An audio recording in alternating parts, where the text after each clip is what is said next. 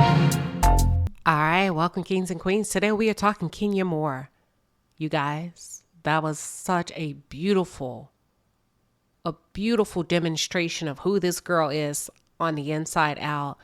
I really enjoy listening to Kenyamoore speak. Such a wealth of knowledge, a breath of fresh air outside of that reality persona that we often see come across the screen when it comes to the Real Housewives of Atlanta.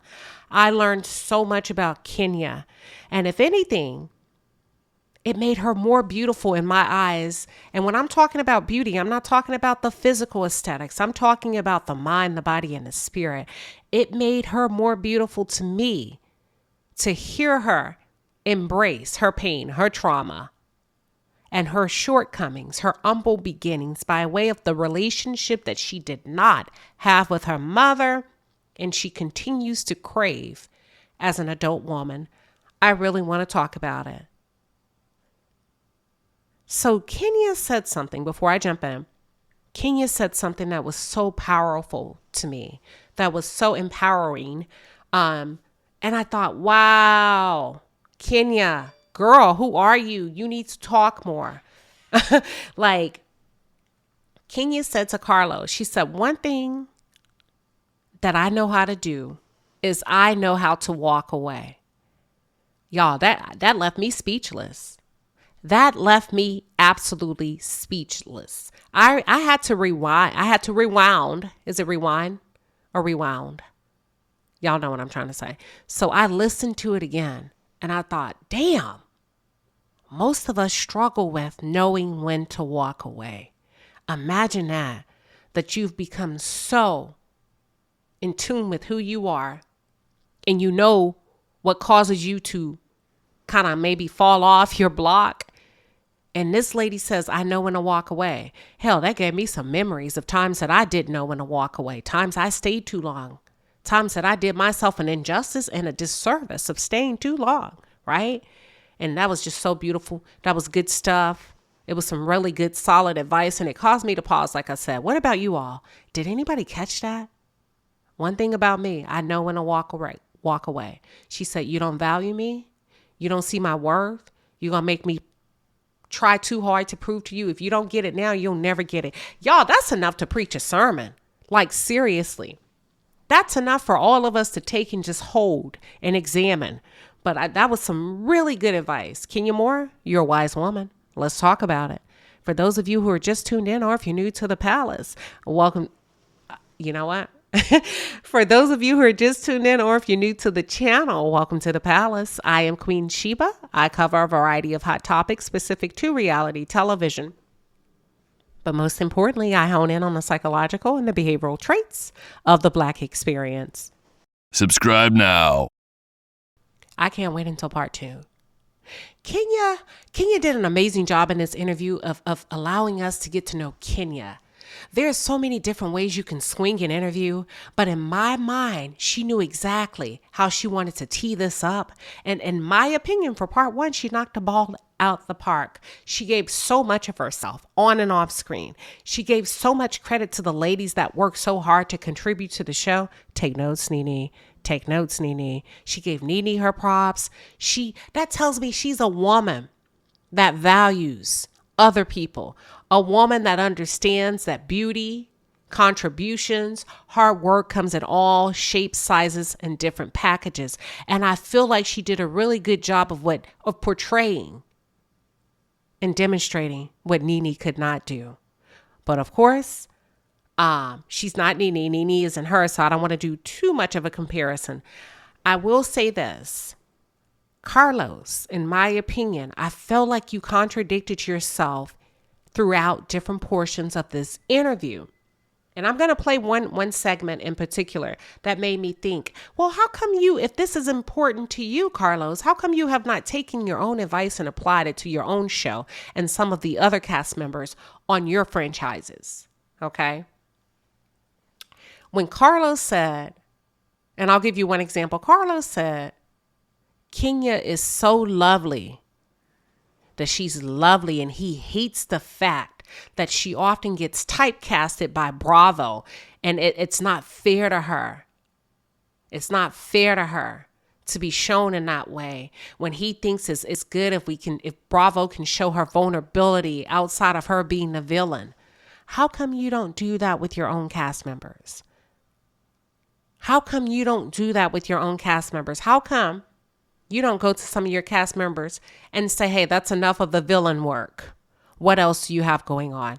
What else can we highlight on the screen? So that's what I mean when I said there's different pieces and portions of this interview that I felt like Carlos King contradicted himself when it comes to assessing Bravo so hard, but not sweeping in front of your own front store. I mean, your doorstep or your front step. Yeah. You said pain and drama. When people ask you, Carlos, how come you show so much pain against Black women on your show? You said because it's entertaining. That's, to me, you won't have to pick a side. Because why are you expecting Bravo to cast Kenya differently when you don't follow your own advice? That's what I'm talking about. But let's take a look and let me show you what I'm talking about. No, as you do that, I want to say this for the record, and I'm going to say this on the record. This is a Kenya who I know. This is the Kenya who I talk to. You and I have tons of fun, shade conversations. The majority of our conversations, I know you're vulnerable. And the reason why I'm going to say it. The reason why I get so disappointed in what happens to you on the show is because I'm like, she's not a one-trick pony. No. She knows how to give y'all shade. She can do it in her sleep. She knows how to be whimsical and twirl. But the Kenyamoore that I know is a woman who is vulnerable. I don't understand, Carlos. You said that doesn't make good reality television. People don't want those kind of moments. And you gave that the reason you show what you show is because it's entertaining. So now all of a sudden, when it comes to critiquing Bravo and how they showcase their cast members, it upsets you because there's different sides to her and it's not being showed. But you said that's not entertaining. So I just wanted to call that out. My job on this earth is to create safe spaces and to provide clarity for people like you who I feel like are so misunderstood. There's a portion of this interview that I feel like Carlos King contradicted himself because he said he feels like his purpose and his job on this earth is to provide safe places for people like Kenya. But yet you can't do it for your own cast. You failed to address the Revenge P. You didn't know that Melody's children were off limits when Miss Wanda came after them. So I don't buy into it. It's a bunch of, I don't know, Carlos. I think you pick and choose who you want to support. Because when it comes to Melody, you have a suitcase full of excuses as to why. And I don't know. I don't buy it. A safe place for who? Who have you provided a safe place for? That's my question. But I just wanted you all to see just a little bit of what I was talking about. But let's get back into it.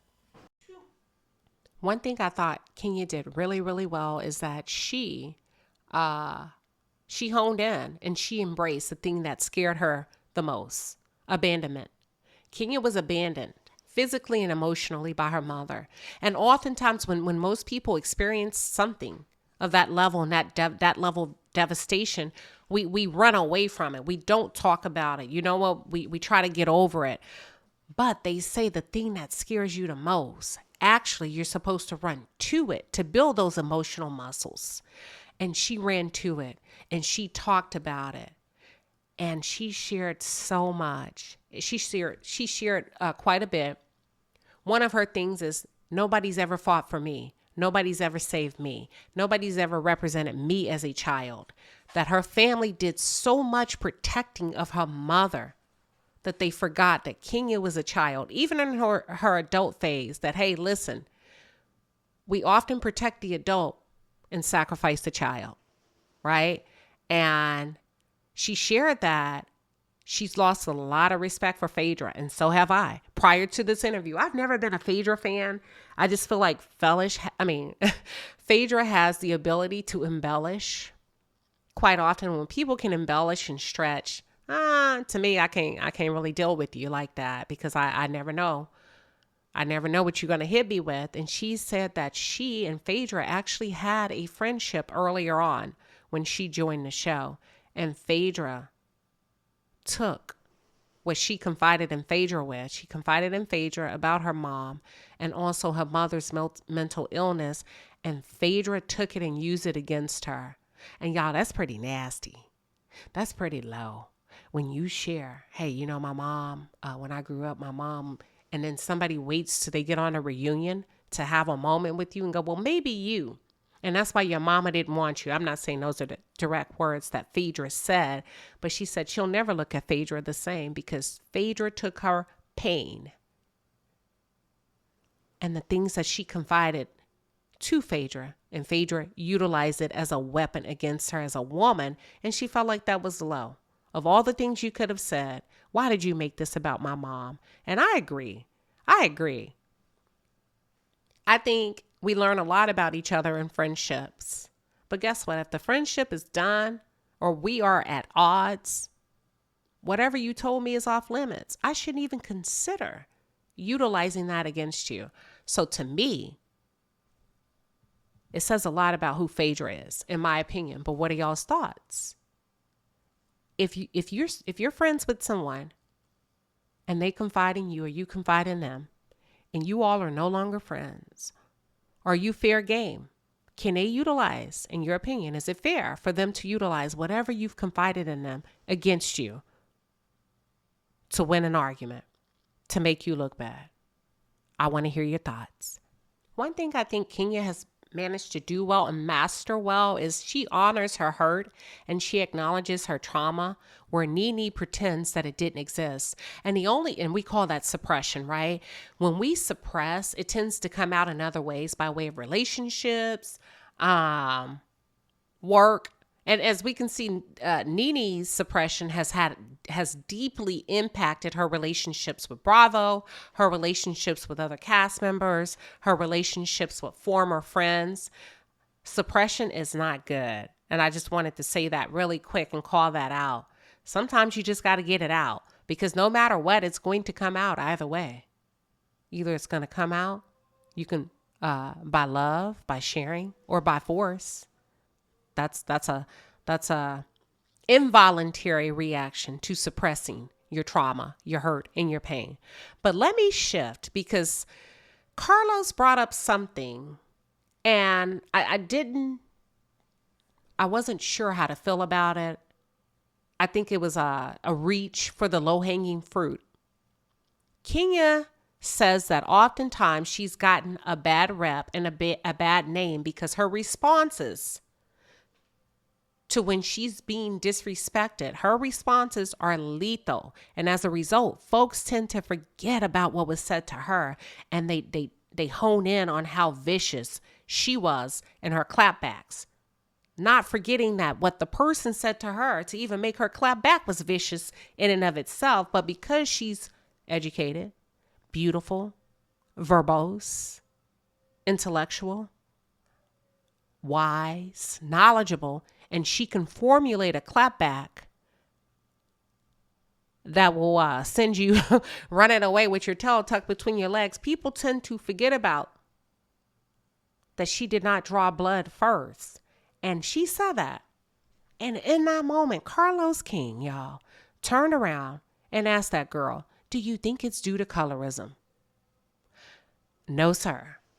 No, sir, Carlos. Now you're reaching for low-hanging fruit. Kenya is intelligent enough to be able to formulate her thoughts around what and why she thinks what she thinks. And she told you, she said, it's because my responses are lethal. How do you triage that? Or how does that equate to colorism? All those women are dark skinned on that show. And I didn't know where Carlos was trying to go there, but that was a huge miss. That was a huge miss, in my opinion, right? And so he utilized the example of Candace Dillard. Listen, ain't nobody pushing back on Candace because of the color of her skin, in my opinion. In my opinion, Candace is a horrible example because Candace is low and vile. Kenya isn't that mean, in my opinion. So you can't take Candace's excuse of, well, people don't want me to say what I say because of my skin tone. No, people don't want you to say what you say because you go low and you don't know how to play well in a sandbox. Bitch, you take it too far. You take it way too far. Some of the things Candace has said, she could never say at a barbecue because she would get her ass toe up from the flow up. You get what I'm saying? That's the difference. We all appreciate a good read, but what I don't like is a lack of accountability. Okay? Just own it, Candace. You know? Hey, listen, I'm a bitch. You come after me, I'm going to go low, low, low. But don't say, well, people are rejecting me because of my skin tone. Girl, stop. Stop. That was a huge red. I didn't like that. But what are your thoughts? Carlos, I think you were stirring the pot right there. I think you were trying to insinuate that Bravo has issues with colorism. Don't do it, because you have issues with sexism, okay? Sexual biases and gender biases against the Black females on your cast. So until you address what's going on in your house, I don't think it's fair for you to be able to speak on what Bravo has going on. Just my 2 cents. Now, let's get to the nitty gritty. Kenya is a great storyteller. She's honest, she's fair, and she doesn't set things up to necessarily be in her favor. She kind of puts it all out in front of you, and she allows you to pick and choose the pieces that you find valuable and beneficial. She shared that she felt like she should have had a spinoff, right? That she worked her ass off. She worked her ass off to have a storyline. And then she was honest enough to say this season, not so much. Maybe last year, not so much, right? However, all the work that I've poured into Bravo, I should have had a spinoff. Now, before I give you my reaction to her sharing that, let me ask you, do you feel like Kenyamoore should have had a spinoff? Do you feel like her life, her storyline was that interesting that you would actually tune in as an audience to a spinoff had Kenyamoore gotten one a few years ago? I'll wait. Now, I have to be fair. As much as I like Kenya, I don't think you could carry a spinoff, in my opinion. I really don't. I don't think anything that I think you are a great star on The Real Housewives of Atlanta. I think you are a great addition to any ensemble, but I don't know if you got it to go solo with a spinoff. I don't think you got that kind of stuff going on in your life that would make us want to tune in. Outside of your beauty, Kenyamoore hair care, all of that. But we see girls on Instagram getting it, making oils and jams and edge control and all of that. So intellect, business savvy does not mean I deserve a spinoff. Candy's family is extremely interesting, which is why her spinoff was good. Portia's spinoff was good, in my opinion, because it gave us an inside view of who Portia really is. And it wasn't so favorable. So that could work either way, in my opinion, Kenya. But I don't think you have enough supporting cast members to be able to pull it off.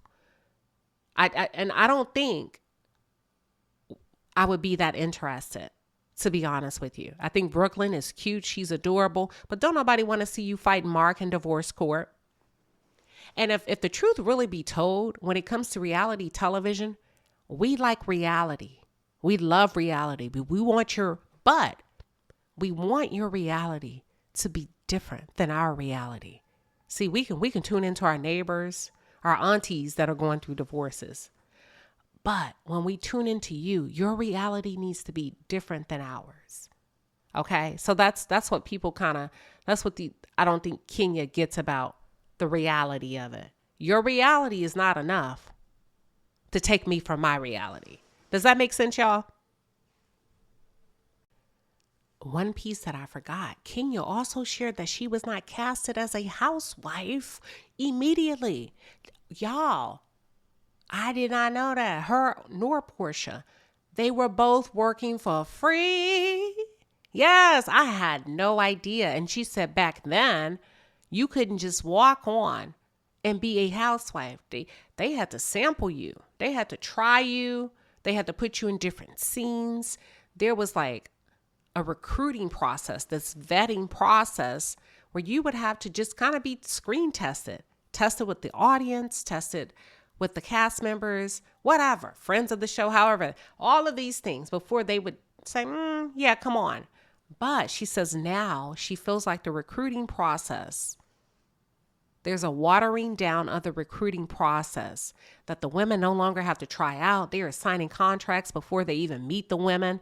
And then they come on and it is not a compatible match for the audience. That means us as the viewers, nor is it a compatible match for the cast. So that's why we've seen so many different women come and go over the years, because Bravo has removed the recruiting process. And she said she thinks they made a very vital mistake when they did that. You know what, Kenya? I didn't know that, but now that I do, I would have to say I agree. I would have to say I agree, because it has to be the perfect formula, the right recipe for a show to really take off. I had no idea, child, that you can just sign a contract now. You didn't have to try out. You sitting at home one day, Bravo call you and say, hey, listen, you want to come on? You be like, yeah. You don't have to know anybody. You just come on, and then all of a sudden it's awkward. Yeah, that's pretty much what's happening now. She went on to say that her way in, the reason she and Portia received the opportunity that they did is because the girls, when she say the girls, we talking about that black girl magic. The girls were on strike. And she talked about the dynamicism of sisterhood. And when we can come together, y'all, we can get some shit done. So basically, Kenya said they went on strike. All of those black women on the Real Housewives of Atlanta, they came together, honey, and they went on strike against the preferential treatment that Kim Zolciak was receiving as a white woman on the show. Kim was not being required to show up to work. She was not being required to participate. She did not have to carry her load. And y'all, she still received equal and fair pay equity. I'm going to pause on that.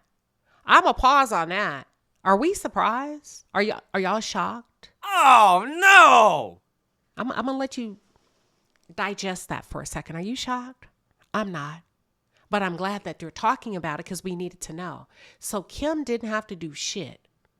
Her white privilege allowed her to be excused from working, bringing her fair share to the marketplace, and she still got paid. So the black women decided, all of that black girl magic, that black excellence, decided, I'm tired of it.